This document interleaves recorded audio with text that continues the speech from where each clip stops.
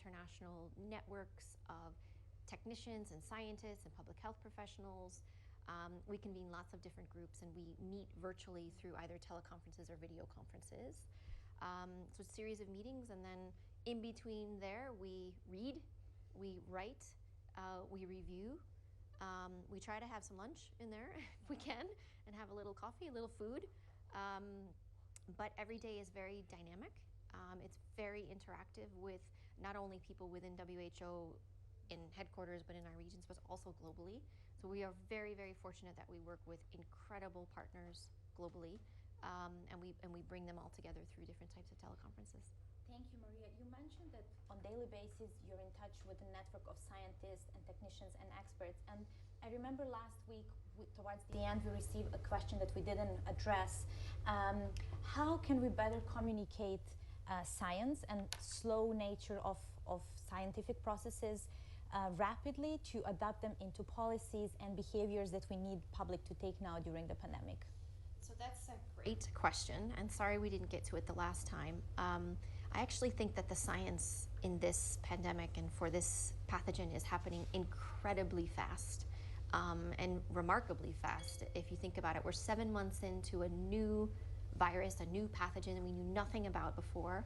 And the entire global community of researchers and frontline workers have come together to conduct studies which help us better understand how this virus behaves, who it infects, how it's transmitted, the diseases that it causes, what types of interventions can be used. We tried to consolidate, bring together all of the science through our teleconferences, where we bring people speaking directly to one another, which is faster than any peer-reviewed publication can happen. It's faster than any report that can be generated. And then we work with our teams and with our international networks to consolidate that into guidance. So our first package of guidance was issued on January 10th, 11th, and 12th. So that was 10 days, 11 days, 12 days, within 2 weeks of when we first heard about this cluster. So that was incredibly fast. And we've been working ever since to incorporate new guidance into that. But it's really been remarkable how fast all of this has happened.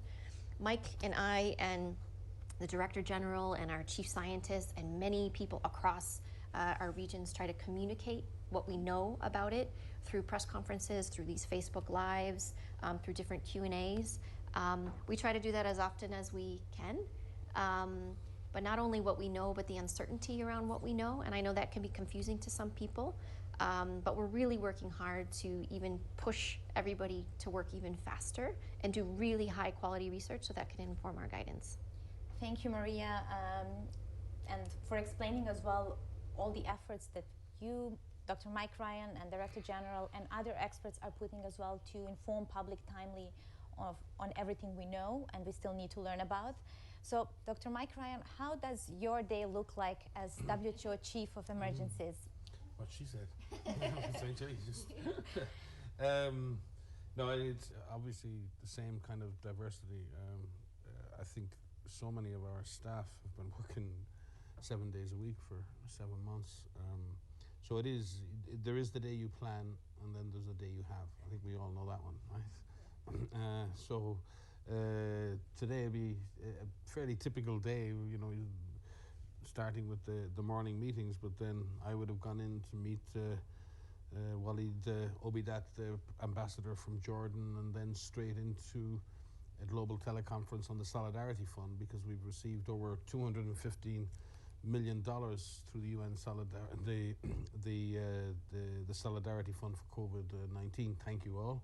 And many of you out there have made contributions to that, both individual citizens and private sector donors, and it's made a huge difference.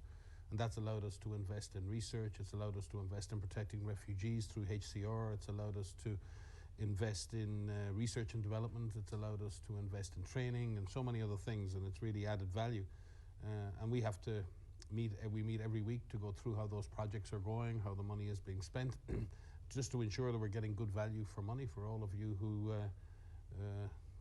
took out your precious dollars and yen and won and euros and shillings and everything else to support this. But then And I think that's probably the biggest challenge, is the shifting your brain between things. It's a bit like those of you who are watching who were in secondary school. You know, it's like going from geography class to maths class to English class and then religion class or whatever else it is, and your brain is, by the mid-afternoon, you don't know where you are. I went straight in after that to a global meeting on contact tracing and how we work on that, and I'm also the chair of the UN Crisis Management Team, so we have 23 UN organizations working together. We meet again on a weekly basis. I chair that, and today we were discussing the Access to COVID Tools Accelerator. We were discussing the new policies from the UN agencies on schools reopening, and we were discussing the preparations for the next G20 meeting on global preparedness. So, and then into a meeting preparing for the IHR Emergency Committee, which is happening on Friday. And then another teleconference with some logistics experts from around the world, looking at how we're going to be able to scale up our supply chain in the coming months, because we're going from supplying millions of diagnostic kits to potentially hundreds of millions of diagnostic kits. We're going from having no COVID vaccine to potentially having 2 or 3 billion doses of vaccine. We've got to be able to buy that, ship it, move it safely, and we need to start planning for that now. So that was my day, and I'm here now. Thank you very much. Thank you very much Alex. for your time.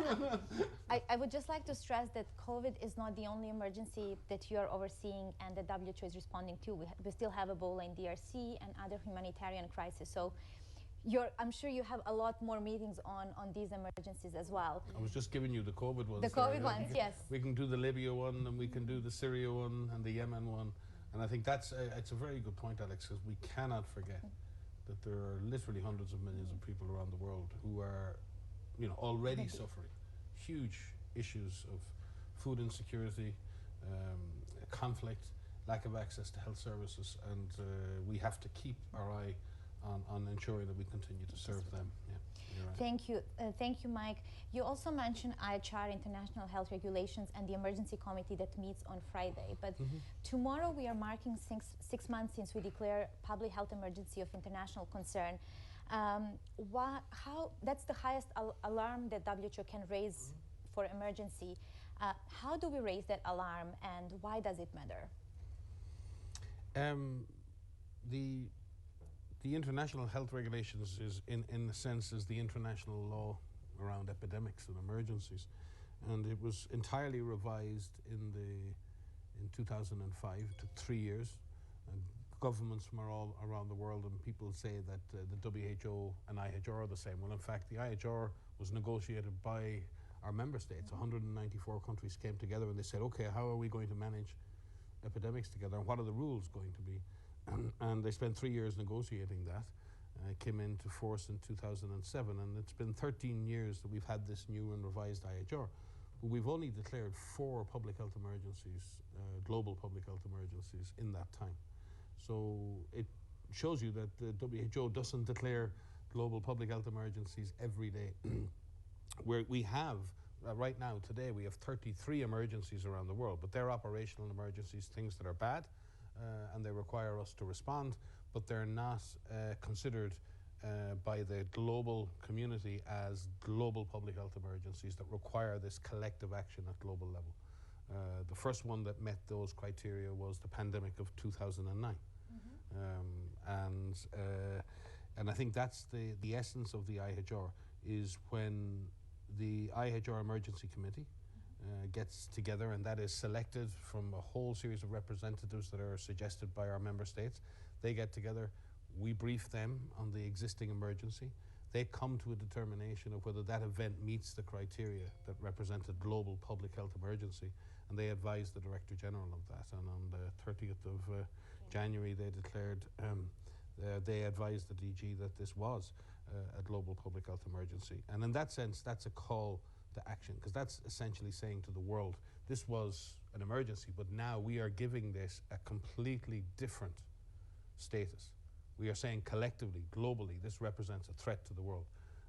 And in that sense, it should generate, and it has in the past generated a massive response. I think in this case we did see a response to the declaration on January 30th, but I'd have to say that the overall response to that massive alert was less than it should have been overall, and I think we all need to look at that. Why did the world react strongly enough to that declaration on January the 30th, and did we lose time in scaling up the response at that moment? At that time, I think we had 100 cases, less than 100 cases outside China and no deaths. Can you imagine if I say we'd less than 100 cases outside China and no deaths, and then where we are now? So we really do have to look at the opportunities that were lost potentially in suppressing the disease over time, and we all have to look at that very carefully. But the IHR itself is an important instrument. It's an important way for countries to agree. The other thing I think in the IHR is that a lot of the international health regulations is about preparedness and about getting countries ready. And it's within the IHR there are commitments from each country to say how they're going to improve their system. And I think another lesson from this pandemic is that not all countries were ready. In fact, very few countries were really ready to deal with this scale of an emergency. So when this is over, and I'm sure it will be over, we're going to have to sit down and not only look at how do we work together internationally in coordinating response, but how do governments prepare. And I've said this before, we spend a lot of time protecting our borders from invading armies. Maybe we need to spend a bit more time learning how to prepare our health systems and others for epidemics. Can I say something on that? Just to say that I think that in the beginning, especially with this declaration of this public health emergency of international concern, which is the highest alert we can raise under international law, as Mike has said, we did see some countries, I agree, we need to really strongly look at how countries have responded to that and how they responded to this pandemic. But I do think that in some countries, the ones that I think had direct experience with SARS, yes, the first SARS, countries that had experience with avian influenza outbreaks, countries that had experience with MERS, and even countries across Africa that have experience with other infectious disease outbreaks, they were in a better state of readiness for something like COVID than many other countries, including high-income countries. And I think that the countries that had that experience, almost that trauma of dealing with something like SARS in 2003, knew how serious this was immediately. And so those that acted really fast, acted really aggressively, took a really serious look and approach to it, fared better in the beginning. But again, there's a lot to learn. I get a lot of questions right now on the 6 months, 6 months, 7 months in. The biggest question that I have is, are we going to learn enough? Is the world going to learn enough to make changes? And I'm really hopeful that countries will use this as an opportunity to build back better and be better prepared and ready for when and if this happens again.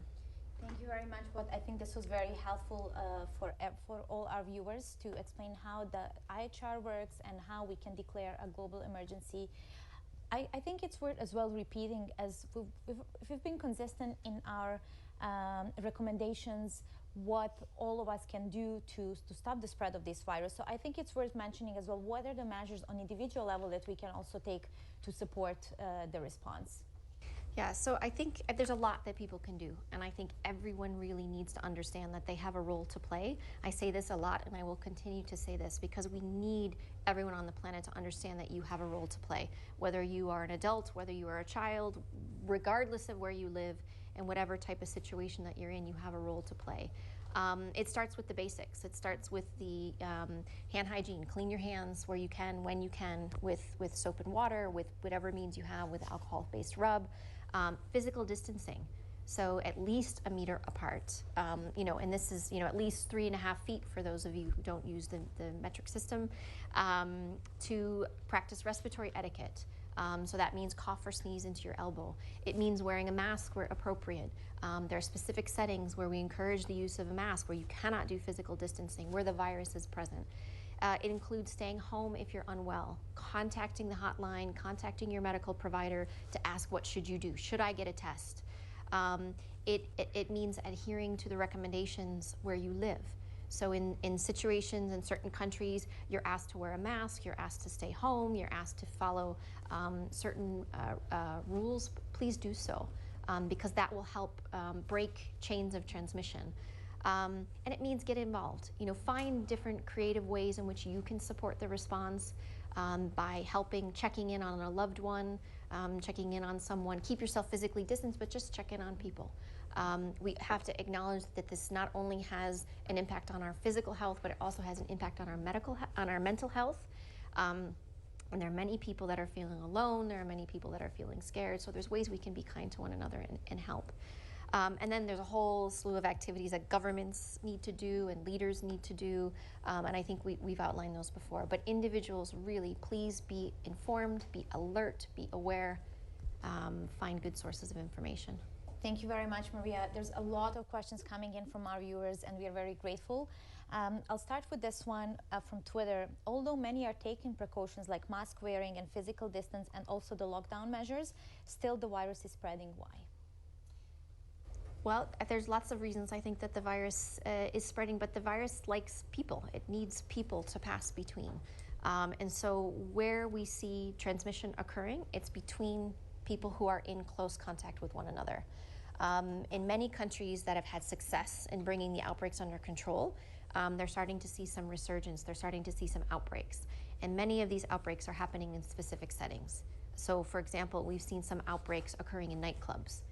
We've seen some outbreaks occurring related to bars and restaurants, in terms of long-term living facilities. So if the virus has an opportunity to enter those types of situations where you have people coming into contact with one or very close contact with one another, not practicing the hygiene measures and the physical distancing measures and the mask wearing measures that are needed, it will pass between each other. We should not allow this virus to transmit between people, and we have some control over that. Thank you, Maria. Here's another question coming from a Facebook viewer. Why does some national health agencies recommend for people to be 6 feet apart? We just mentioned WHO recommends at least meter or 3.5 feet. So we recommend at least 1 meter, which is the 3.5, and it says at least. So the longer, the further, the better, if that could be done. What we've done is we've been working with a number of scientists across the globe on looking at the distance, looking at how far these droplets will come out of an individual's mouth. We know that physical distancing works. And in situations where you can't do physical distancing, we recommend the use of a fabric mask. And just, I should take an opportunity to say that these fabric masks, not all of them are the same. We recommend fabric masks that have at least 3 layers and have this filtration layer in between, an absorbent layer in the beginning and a repelling layer on the outside. So it's a combination of factors that we need. Physical distancing alone doesn't work, masks alone don't work. All of these measures need to be used at once. Thank you very much, Maria. Mike, we are receiving a lot of questions about hydroxychloroquine and its use in treating COVID-19 patients. What do we know about its effects? Well, I think the many drugs have been tried in this case, and there's been a lot of repurposing of a number of different therapeutic agents from uses in others. And in fact, we've had hydroxychloroquine as part of our Solidarity trials, as have other big trials around the world. What is clear is that while there have been some observations in smaller studies and observational studies that indicated some positive impact, all of the large studies that have been done so far, the ones that have been controlled, randomized trials, have not demonstrated a positive outcome or an improvement in using hydroxychloroquine in ill patients in terms of improving their outcome. What's still under study is the use of hydroxychloroquine as a prophylactic, as a drug to potentially reduce the chances of you getting sick if you've been exposed or if you've got mild infection. And we're still waiting for final results on that. But I think it is clear that the overwhelming medical evidence is that hydroxychloroquine, based on the science and based on the published evidence, does not show a significant impact in improving the outcomes for patients with confirmed COVID-19. But we continue to look. We've seen dexamethasone and other drugs show some positive effect. We will continue to keep open mind. But what we do have to do is to do the biggest studies we can in the most controlled way and give the best information that we can to people. And many independent agencies around the world have come to that same conclusion. And the other thing we need to be careful with is, like with all drugs or most drugs, they can have side effects. And certainly hydroxychloroquine is associated with potentially significant side effects and should only ever be taken, especially in the context of COVID-19, under medical supervision. And it is still obviously the right of any physician to prescribe a drug for an indicated drug for their patient according to national laws and national guidance. But all we can say is that at this stage it does not appear that hydroxychloroquine has a benefit in the treatment of sick patients with COVID-19. That goes to your first question that you asked about the science and the speed of the science. I mean, what Mike was describing, these are randomized controlled trials that are happening in the context of a pandemic. And it's really incredible that these high quality studies are being done and that these results are being available so quickly, because we can answer questions. This one may not have the positive outcome that we would hope for, but still, I mean, the science is happening incredibly fast. And it's just an example of the speed at which these results are coming out. This was a great one. I'll take another question from our viewer, I think on Facebook. How long a COVID patient remain contagious? Any difference between mild, moderate patients and severe critical patients in terms of duration of transmission? That's a fantastic question, and it's a fantastic question. So yes, this is an area of active research, because we know that people can test positive for COVID-19 using these molecular tests, PCR tests, for quite a long period of time. But that doesn't necessarily mean that they're infectious, that they can transmit the virus to others. From the data that we have seen, there is a difference between mild patients and severe patients. The data is very limited right now. We're working with a number of labs who are testing patients systematically, so regularly testing patients over time, which will allow us to not only see if they're PCR positive, but if they can actually grow virus, which means there's viable virus to transmit to others.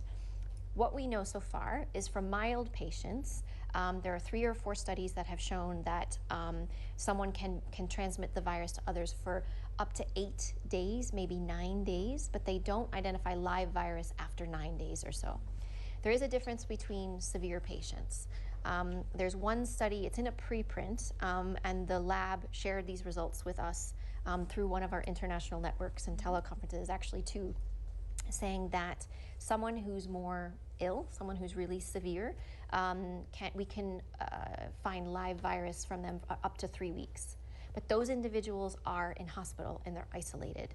So there is a difference between mild and severe patients, but we're using this information to help us understand how long someone needs to be isolated for contact purposes, to prevent passing it to others. But it's really important that part of this package that we recommend to countries, which we have from the beginning, is that all cases are isolated. We would like cases to be isolated in a medical facility or a special facility so that they don't have the opportunity to pass to others.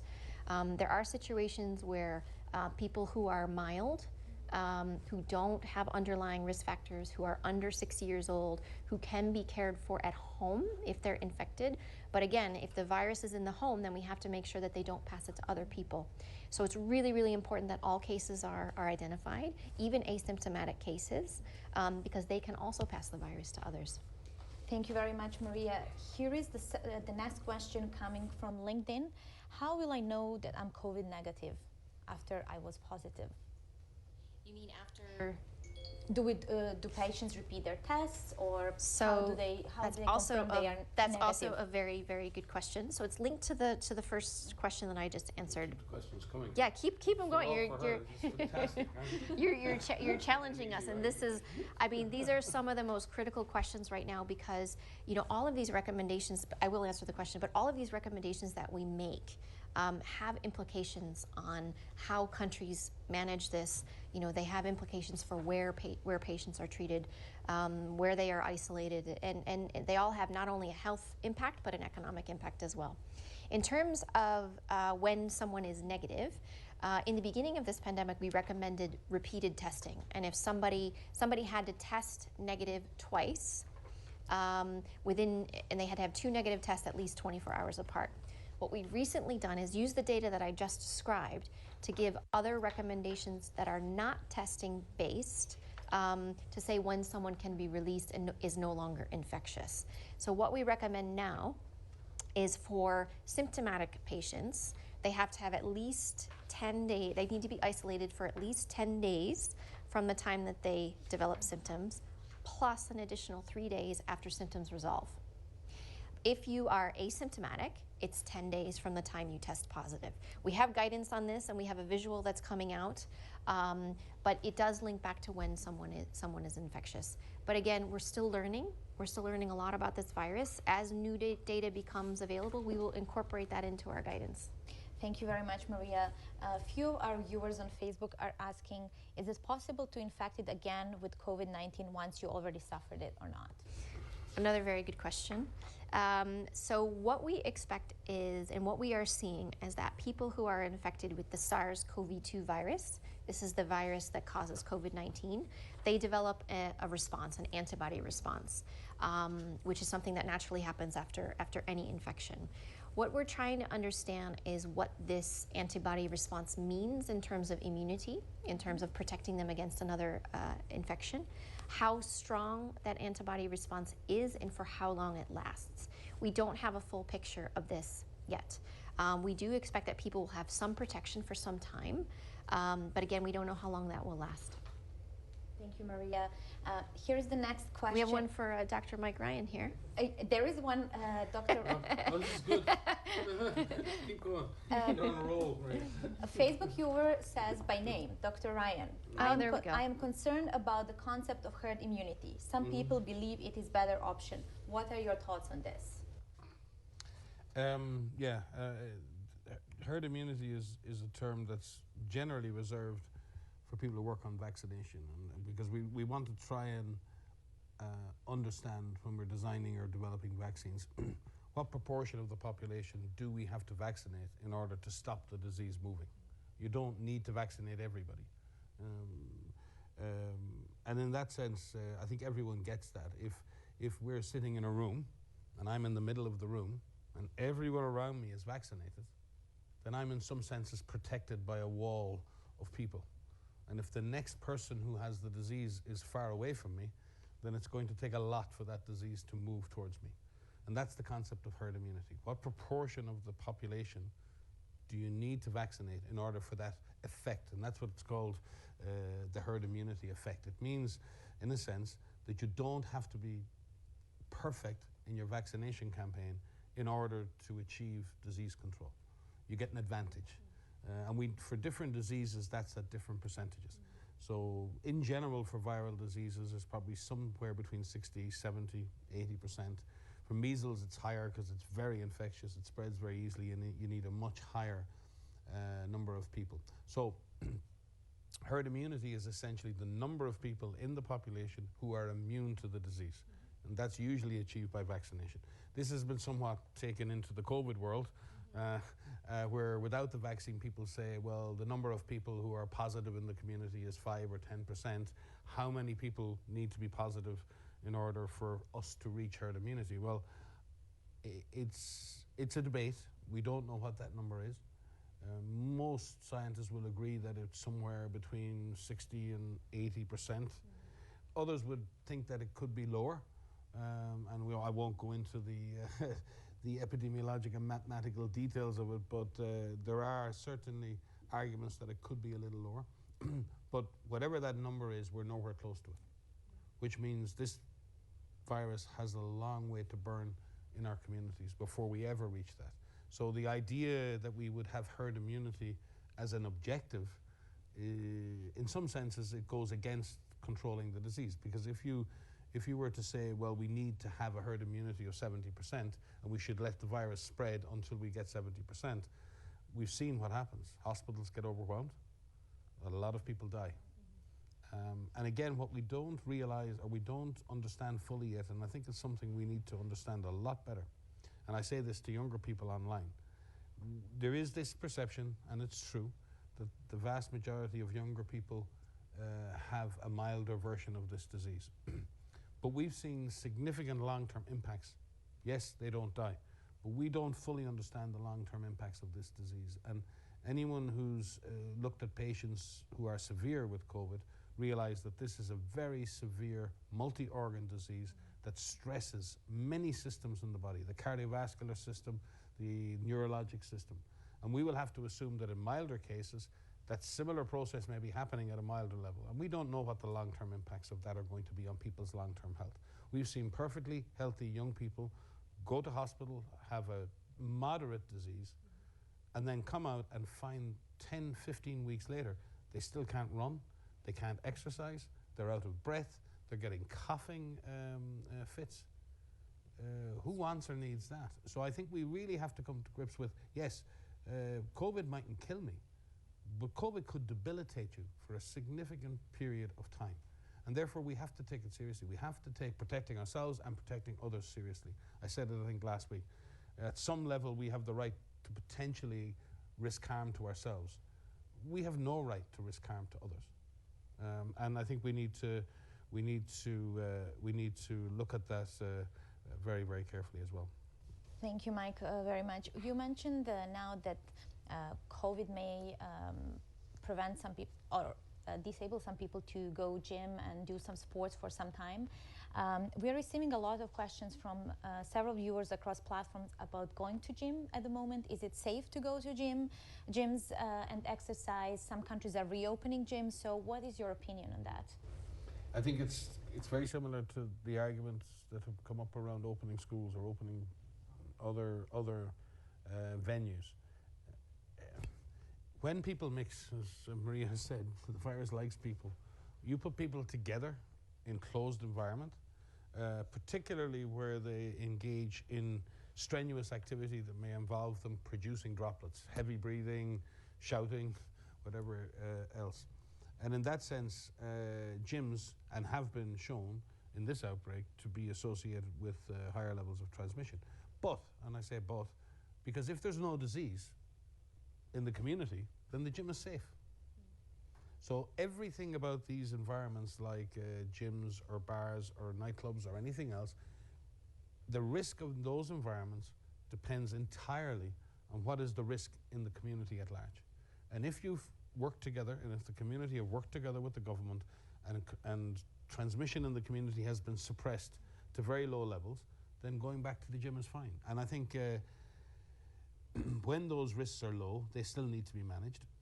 And I believe, for example, many people who run gyms have a lot of knowledge. They're very, very good at managing safety. Gyms are inherently risky places. You're dealing with heavy weights. You're dealing with people who are exercising and stressing their bodies. So people who run and manage gyms are smart people. They know how to manage risks. They manage the environment they're in. They make that environment as safe as possible for their clients. And adding in COVID management is just another safety measure. I do, though, think in areas with intense community transmission, gyms are probably, if I was in that situation, I would probably keep gyms closed. The issue is when communities open up, gyms should open up in the same way, but in a planned and sequential way. But gyms are no more dangerous in a sense than any other environment in which we gather en masse together, and they need to be managed carefully. But again, I believe with proper professionalism and compliance from people who use gyms, they can be made safe. I think what we're asking, Alex, is for people to take responsibility themselves for the decisions that they make and the actions that they take forward. So as Mike has said, if the virus is not circulating in an area, things are safer to do. If the virus is circulating in an area, then people need to make a decision, and they remain open. Individuals need to make a decision. Do I need to go to that nightclub? Do I need to go to that bar? Do I need to go to that gym? And that needs to be an individual level decision.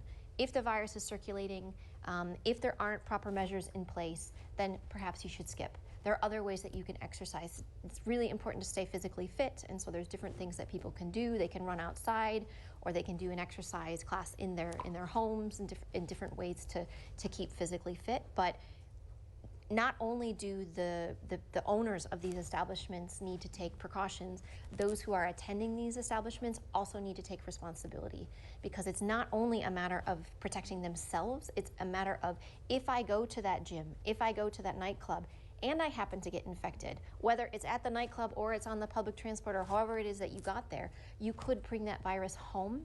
And if it doesn't have an impact on you in terms of a severe disease, you could infect a loved one at home. And they could be a parent, they could be a grandparent, they could be somebody who has an underlying condition, and that can have a much stronger and more severe effect on them. So we need people to really take responsibility and know what their individual risk is. Thank you very much, both. This reminds me as well that later this week, mass populations will gather to celebrate Eid. What is WHO recommendation for such religious and social gatherings? Yeah, so this is a great question. And so Friday, people will come together and celebrate Eid, which is wonderful. What we do for all events is we recommend that a risk-based approach is taken, which means you ask a number of questions, in terms of how the event is held. Is it held indoors? Can it be held outdoors? Can it be held virtually? I know many people who are having celebrations, family celebrations, religious celebrations, have been doing these over Zoom, over different types of different platforms, if that's available. They've been having them outside. There's some fundamentals that need to be taken into account. It's physical distancing, limiting the size, limiting the duration of the event if they are decided to take place, making sure that there's good hand hygiene, appropriate food preparation, and food safety that's taken into consideration. There's really no reason that people cannot continue to celebrate religious events and family events. We just need them to be done in a safe manner, and there's ways in which that can be done. Again, this is a challenging time for many people, but we are finding people be very creative in the ways that they continue to socialize with one another. So we do have guidance out specifically on Eid, and we're grateful for our colleagues in EMRO who've led that. But Eid is a celebration that will continue, and we've just outlined some different ways in which that can be done safely. Thank you very much, Maria. Before we close, because we are running out of time for today, Dr. Mike, here's a question as well for you, coming from several viewers about the second wave of this pandemic in countries or communities that have success in suppressing this virus. Mm-hmm. Yeah, there's a lot of talk at the moment. People are saying second wave, second peak, and because there has been this perception that this disease would behave a little bit like influenza, and it would have a natural peak, and then it would disappear for a while, and then it would come back in the northern hemisphere in the autumn. I think we've always said that we didn't know that. And I think what's become clear is that when we move to suppress this virus, we put pressure on the virus. It's like when you push those of you who swim, if you take a ball and you push a ball underwater, if you release pressure from the ball, it jumps up. And I think this virus is behaving like this. It's like a spring. When we push the virus down, we suppress transmission. Release pressure, it bounces back up. Now, you can call that a second peak, a second wave. You can call it what you like. What it means to me is this virus requires sustained pressure to reduce transmission, and it requires a sustained commitment to reduce exposure. And I think they're the two things we need to do. The government and the authorities need to work to suppress transmission. Stop cases, detect cases, test cases, quarantine contacts, do all of that work, right? And communities and individuals need to do everything they can to reduce their exposure to the virus. And in countries where we've seen well-managed efforts of the part of government to suppress transmission, and where we've seen communities empowered to reduce their exposure, we see success. And we need to see that partnership in countries really improve and really grow. So I would say that there is no second wave as such. What we're seeing is the virus naturally re-emerging when we take pressure off. And when people move around, and countries who have done well have opened up their borders and people start to move, then you start to see flare-ups, we'd call them flare-ups. Now the real question is, how fast do we react to them? And I said this in previous presses. Please don't judge countries and declare failure when all of a sudden there's 2 or 3 clusters in a country after great success. That happens, and that is not a failure on behalf of the country. but please look to what countries do in response to those clusters. And if countries react quickly to the cluster, if they investigate the clusters, if they do localized control measures, and if you can see countries reacting in an agile and rapid and systematic way to new clusters of disease, then I think we're going to get into control again. If you see countries ignoring clusters and allowing the disease to get out of control again, then I think we're going to be into what your viewer has said is a second wave. I mean, all we really mean by a second wave is lots more cases. And we want to avoid that. And I believe it is avoidable. And there are countries demonstrating that you can put this virus back in the box again and again and again, but it takes a huge and sustained effort. And nobody understands more than us how exhausting that is for everybody. I think this is something after 7 months we do need to take into account. Everyone is tired. You know, people are just tired of not having their normal lives. People are afraid because now it's 6 months.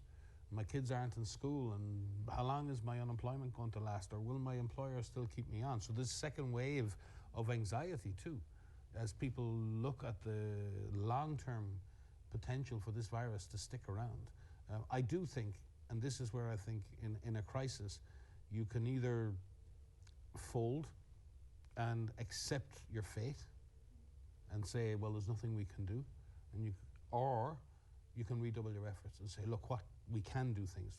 We need to take control. We need to take action. And I think we need every single individual, every single community. And I would love to see young people do this. I challenge young people out there. Take control. Take action. This is your world. This is your future. You have the power. We have the knowledge. We know what to do. And I know it sounds simple, but it's hard to achieve. And I really would say we can avoid the second waves. We can avoid this disease going back up and, you know, destroying our economies again and flooding our hospitals again. But it's going to require each and every person to take control, take action, know your risk, manage your risk, be smart, and make a difference. And never before have we needed the young people of the world to take notice of that and take action. I thank you very much, Dr. Mike Ryan, Dr. Maria Van Kerkhove, and we thank all our viewers from the UK, France, Canada, Israel, Philippines, Serbia, Paraguay, the USA, Spain, Denmark, India, Nepal, Pakistan, Vietnam, South Africa, Ghana, Ireland, etc., etc. Numerous viewers from all parts of the world. We will be here back next Wednesday to respond more of your questions. Meanwhile, either visit our website for more information or follow our social media channels where we'll be posting regular updates. Thank you and have a good day and stay safe.